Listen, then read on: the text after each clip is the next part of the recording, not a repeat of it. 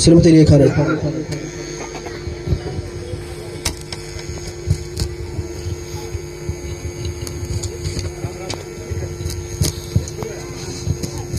सबसे पहले आप सभी को मेरी साइड से नमस्कार। आज हम सभी यहाँ पर सावित्रीबाई फुले की जयंती पर एकत्र हुए हैं ताकि हम यहाँ बता सके कि महिलाएं क्या कुछ कर सकती हैं। सावित्रीबाई फुले का जन्म 3 जनवरी 1831 को हुआ था। सावित्रीबाई फुले भारत की पहली महिला है जो शिक्षिका, समाज सुधारकों और मराठी कवयित्री थी। उन्होंने अपने पति ज्योतिराव गोविंदराव फुले के साथ मिलकर स्त्री अधिकारों के लिए शिक्षा एवं क्षेत्रों में विस्तार पूर्वक कार्य किए थे। उन्हें आधुनिक मराठी का काव्य का अग्रदूत भी माना जाता है। ज्योतिराव फुले जो उनके पति का नाम है और उनके माता पिता का नाम है सावित्रीबाई फुले की माता जी का नाम है लक्ष्मीबाई और उनके पिताजी का नाम है खंडोजी नेवसे पाटिल और उनके बच्चे का नाम है यशवंत फुले। वह एक राष्ट्रीय भारतीय महिला है।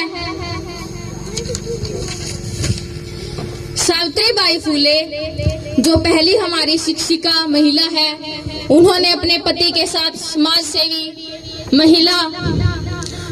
महिलाओं के साथ मिलकर 1848 में उन्होंने बालिकाओं के लिए एक विद्यालय की स्थापना की थी।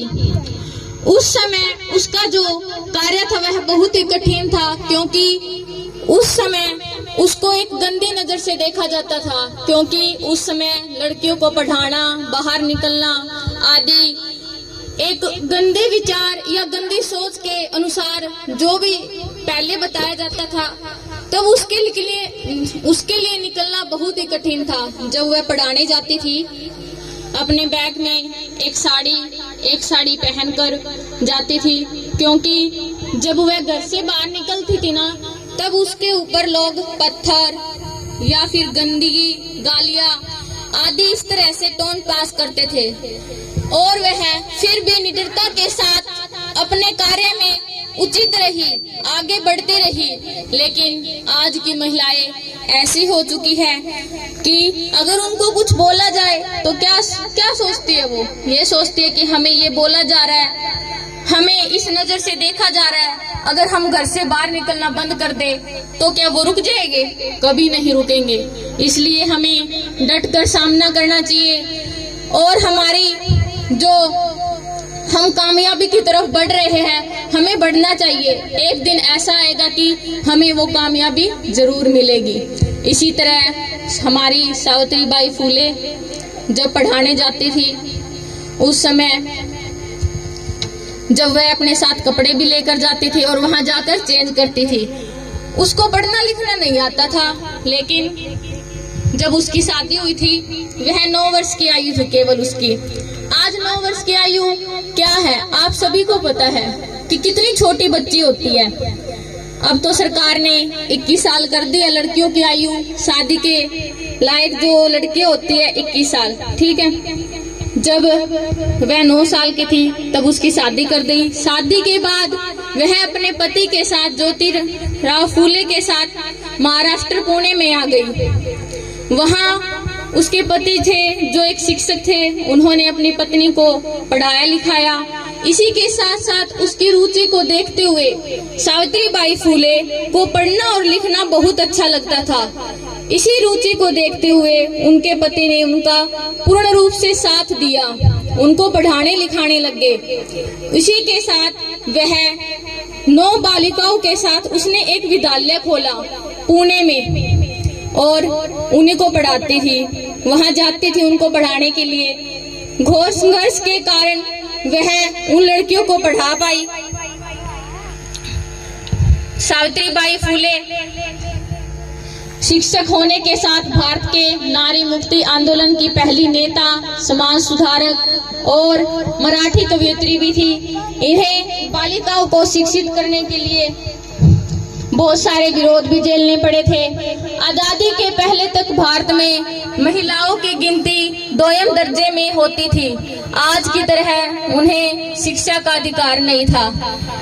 अगर बात 18वीं सदी की बात करें तो हम उसी समय महिलाओं का स्कूल जाना भी पाप समझा जाता था। ऐसे समय में सावित्रीबाई फुले ने जो कर दिखाया है वह साधारण उपलब्धि नहीं है। ऐसा कोई नहीं कर सकता जो उन्होंने उस समय में किया था। वह जब इन सब के बावजूद भी वह अपने लक्ष्य से कभी नहीं हटी और भटकी और लड़कियों व महिलाओं को शिक्षा का हक दिलाया। उन्होंने जो हमारी सावित्रीबाई फुले ने अपने पति समाज सेविका ज्योतिबा फुले के साथ मिलकर जो विद्यालय की स्थापना की थी, उसमें उनका बहुत ही बड़ा योगदान रहा।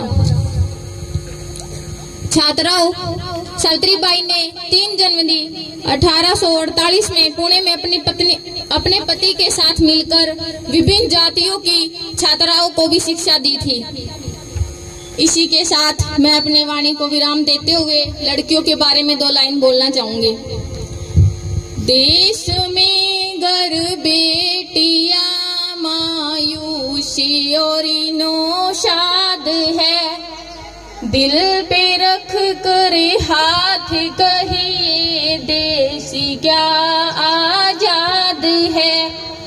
आदि शिक्षा आदि सेहत आदि मजदूरी मिली, देश हुआ आजादी पर इनको नया आजादी मिली। ये अगर आजादी तो सारा जहां आजाद है। देश में गर बेटियां मायूसी और नौशाद है। इसी के साथ मैं अपनी वाणी को विराम देना चाहूंगी। धन्यवाद।